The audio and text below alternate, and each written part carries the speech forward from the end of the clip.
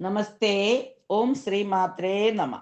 Sridevi astrological ചാനലിലേക്ക് ഏവർക്കും സ്വാഗതം.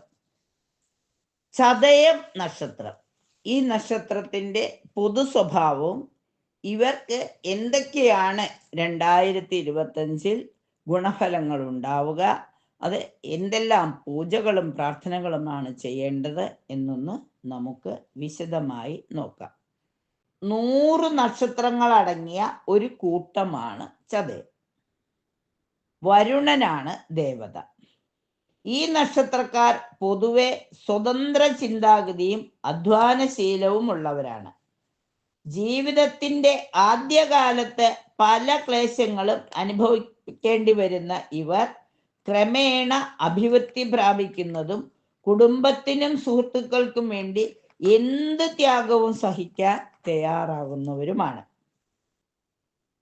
സ്ത്രീകൾ ദേവന്മാരെയും ഗുരുജനങ്ങളെയും ആദരിക്കുന്നതിൽ താല്പര്യം പ്രദർശിപ്പിക്കും.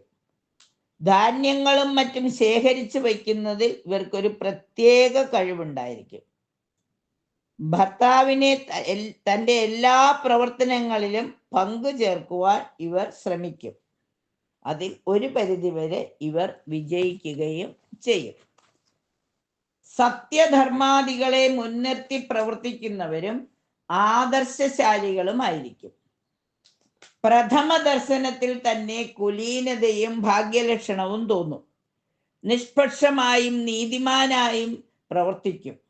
സൃഷ്ടിപരമായ പ്രവർത്തനങ്ങളിൽ പ്രത്യേക താല്പര്യമുണ്ടാകും. ബുദ്ധികൂർമ്മതയും കർമ്മകുശലതയും ജന്മസിദ്ധമായിരിക്കും. ആശ്രിത വാത്സല്യവും ഔദാര്യശീലവും ഉണ്ടാകും. ആരെയും സൽക്കരിക്കാൻ ഇഷ്ടപ്പെടും. ദേഷ്യവും മുൻകോപവും ഉണ്ടാകും. ശുദ്ധഹൃദയനാണ്. ആർക്കും വിഷമമുണ്ടാകുന്ന രീതിയിൽ സംസാരിക്കുവാനോ പെരുമാറുവാനോ ഇവർ ഇഷ്ടപ്പെടുകയില്ല. ബന്ധുക്കൾക്ക് വേണ്ടി എന്ത് ത്യാഗം ചെയ്യുവാനും മടിക്കുകയില്ല. എന്നാൽ പലപ്പോഴും ബന്ധുക്കൾ ശത്രുക്കളായി മാറുകയാണ് പതിവ്. സഹോദരങ്ങളെ കൊണ്ടും പിതാവിനെ കൊണ്ടും ഗുണം വളരെ കുറവായിരിക്കും. രഹസ്യബന്ധങ്ങൾ ചിലപ്പോൾ ഉണ്ടായെന്നും വരാം. ചെറിയ വിഷമങ്ങളോ വേദനകളോ പോലും സഹിക്കുക പ്രയാസമായിരിക്കും. മനോദുഃഖം അടിക്കടി ഉണ്ടാകും. ഒരിക്കൽ ഒരു കാര്യം തീരുമാനിച്ചു കഴിഞ്ഞാൽ അതിൽ നിന്നും പിന്മാറുക പ്രയാസമാണ്. വളരെ ആലോചിച്ച് മാത്രമേ പ്രവർത്തിക്കുകയുള്ളൂ. സ്വാർത്ഥത ഉണ്ടായെന്ന് വരാം. ആരോടും കലഹിക്കാതിരിക്കുവാനും സഹകരിച്ച് പ്രവർത്തിക്കുവാനും ഇവർ ശ്രമിക്കും. ആരോഗ്യം പൊതുവെ മെച്ചമായിരിക്കും. ശത്രുക്കളോട് നിർദാക്ഷിണ്യം പെരുമാറും. പൊതുവെ പിശുക്കു സ്വഭാവമാണെങ്കിലും സ്വന്തം കാര്യങ്ങൾക്ക് ധൂർത്ത് ആയിരിക്കും. പുസ്തകങ്ങളും പ്രഭാഷണങ്ങളും ഇഷ്ടപ്പെടും. ഏത് കാര്യത്തിനും ഉറച്ച തീരുമാനമെടുക്കും. സുഖദുഃഖങ്ങളെ ഒരുപോലെ സ്വീകരിക്കും. സഞ്ചാരികളായിരിക്കും. ആരെയും ആകർഷിക്കുന്ന പെരുമാറ്റമുണ്ടായിരിക്കും. ടെക്നിക്കൽ രംഗങ്ങളിലും അധ്യാപനം, സഞ്ചാര സാഹിത്യം, മെഡിക്കൽ രംഗങ്ങളിൽ ഇവർ വിജയം കൈവരിക്കും. ദാമ്പത്യ ജീവിതം അത്ര സന്തോഷകരമായിരിക്കില്ല. ഉള്ളിൽ സ്നേഹമുണ്ടെങ്കിലും പുറമെ വഴക്ക് കൂടുന്നവരായിരിക്കും.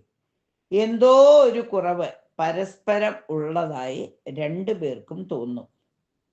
ഭരണശേഷിയുള്ളവരും ഐശ്വര്യവതിയുമായ പങ്കാളിയെ ഇവർക്ക് ലഭിക്കും. ഈ നക്ഷത്രത്തിൽ ജനിച്ച സ്ത്രീകൾക്ക് നല്ല പെരുമാറ്റമുണ്ടാകും. ആരോഗ്യം അല്പം പ്രശ്നമായിരിക്കും. ദാമ്പത്യ ജീവിതം അത്ര തൃപ്തികരമായിരിക്കില്ല. വിരഹമോ വേർപാടോ അനുഭവിച്ചെന്നും വരാം.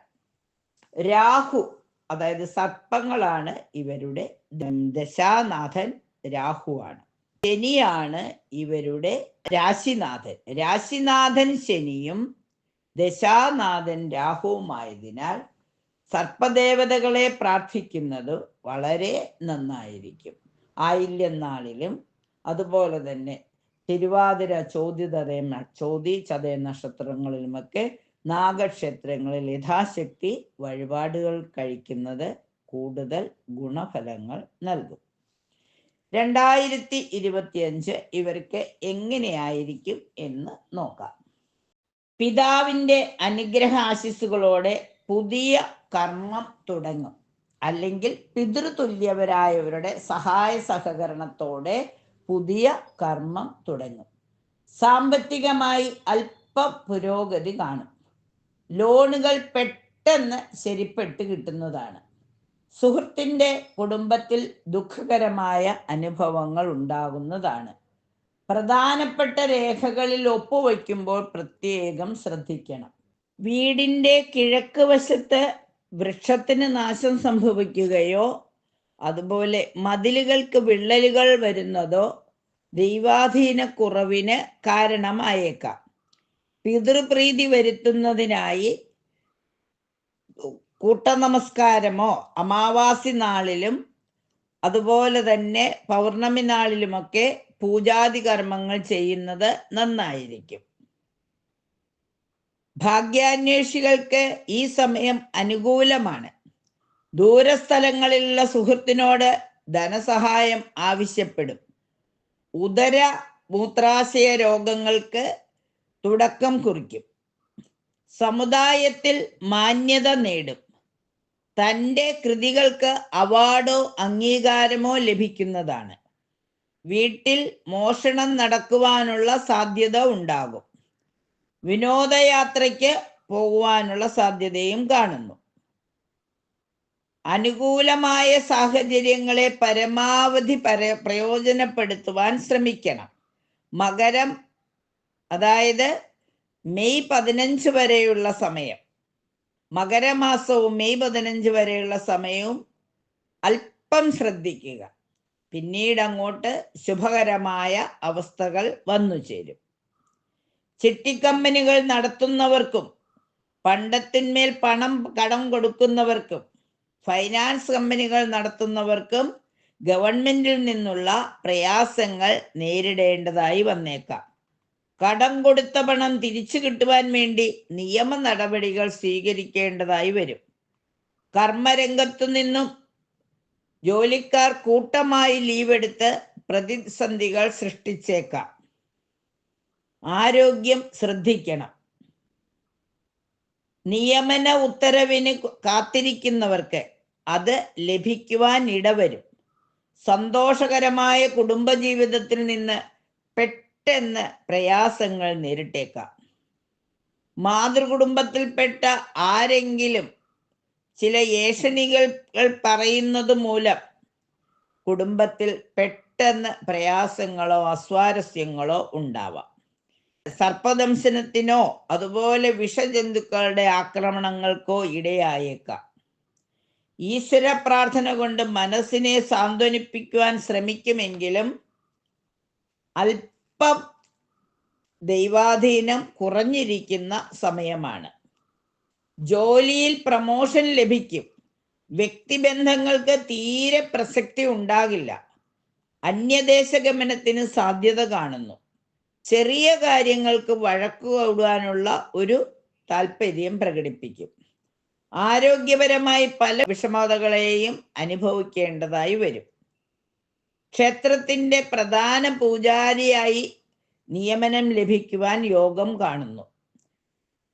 ആദ്യം ചെയ്ത കർമ്മങ്ങൾക്കെല്ലാം ഫലസിദ്ധി ഉണ്ടാകുന്നതാണ്. ശിവഭഗവാനെ പ്രാർത്ഥിക്കുന്നത് മൂലം കാശി രാമേശ്വരം തുടങ്ങിയ ശിവക്ഷേത്രങ്ങളിൽ ദർശനം നടത്തുന്നതിനുള്ള യോഗവും കാണുന്നു. സാമ്പത്തികമായി വരുമാനം അല്പം കൂടും. കടം വീടുവാനുള്ള ശ്രമം അല്പസ്വല്പം വിജയിക്കും. കാർഷിക ആദായം ഉണ്ടാകും. പുതിയ വാഹനങ്ങൾ വാങ്ങും. കുടുംബത്തിൽ നിന്ന് അകന്നു നിൽക്കേണ്ടതായ സാഹചര്യം വീണ്ടും ആവർത്തിക്കുന്നതാണ്. കാർഷിക ആദായം ഉണ്ടാകുമെങ്കിലും പുതിയ കൃഷിരീതി അവലംബിക്കുന്നത് നന്നായിരിക്കും. പുതിയ വാഹനങ്ങൾ വാങ്ങുവാൻ ശ്രമിക്കും. ബന്ധുക്കളെ കൊണ്ട് ഗുണമുണ്ടാകുന്നതാണ്. വിദ്യാർത്ഥികൾക്ക് പരീക്ഷാദികളിൽ